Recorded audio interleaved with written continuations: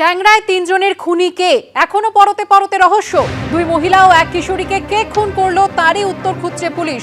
সুস্থ হলে প্রসূন ও প্রণয়কে জিজ্ঞাসাবাদ করবে পুলিশ। অন্যদিকে বাড়ি থেকে মিলেছে মেডিক্লেমের নথি ও মৃত তিনজনের আধার কার্ড। বিস্তারিত জানতে সরাসরি চলে যাব আমাদের প্রতিনিধি আবির দত্তের কাছে।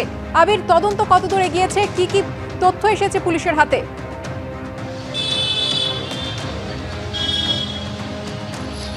দেখো, ময়নাতদন্তের যখন প্রাথমিক রিপোর্ট বেরোয় তখনই স্পষ্ট হয়ে যায় যে বাড়ির দুজন মহিলা এবং একজন কিশোরীকে যে খুন করা হয়েছে।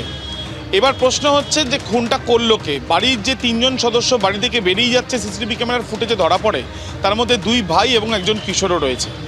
যেটা তদন্তকারী আধিকারিকরা মনে করছেন বা তারা জানতে পারছেন যে ঠিক ঘটনাস্থলে যখন তারা পৌঁছন অর্থাৎ সেই বাড়িতে, তখন লিভিং রুমের কাছে একটি টেবিল, সেখানে একটি ফাইল তারা পান।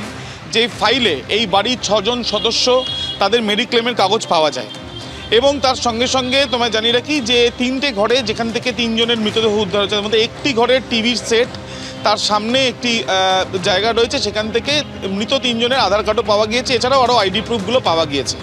ফাইলে করে একত্রিতভাবে এই যে 6টি মেডিক্লেমের কাগজ সেগুলো রেখে দেওয়া হলো ঠিক কখন, সেটা কি ঠিক ঘটনার আগে থেকেই রেখে দেওয়া হয়েছিল নাকি ঘটনার পরে রেখে দেওয়া হয়েছে, এই বিষয়গুলো জানার প্রয়োজনীয়তা রয়েছে মনে করছেন তদন্তকারীরা।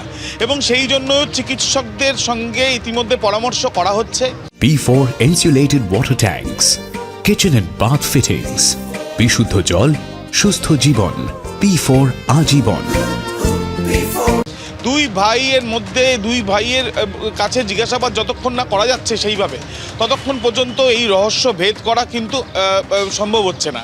এবং সেই জন্য তারা তাদেরকে জিজ্ঞাসাবাদ করতে চান এবং সেই জন্য ইতিমধ্যে চিকিৎসকদের সঙ্গে কনসাল্টও করা হচ্ছে। অন্যদিকে যে কিশোর এখনও পর্যন্ত হাসপাতালে ভর্তি, তার কাঁধে একটা অস্ত্রোপচার হয়েছে, কাঁধে ডিসব্যালেন্স হয়ে গিয়েছিল এবং সেই ক্ষেত্রে তাকে তার পরিবারের সদস্যরা তার কাস্টাডি রাখতে চাইছেন কিনা বা তাকে রাখতে চাইছেন কিনা, সেই বিষয় নিয়ে পরিবারের সদস্য, তার মামাদের সঙ্গে এবং অন্যান্য আত্মীয়দের সঙ্গেও কথা হয়েছে।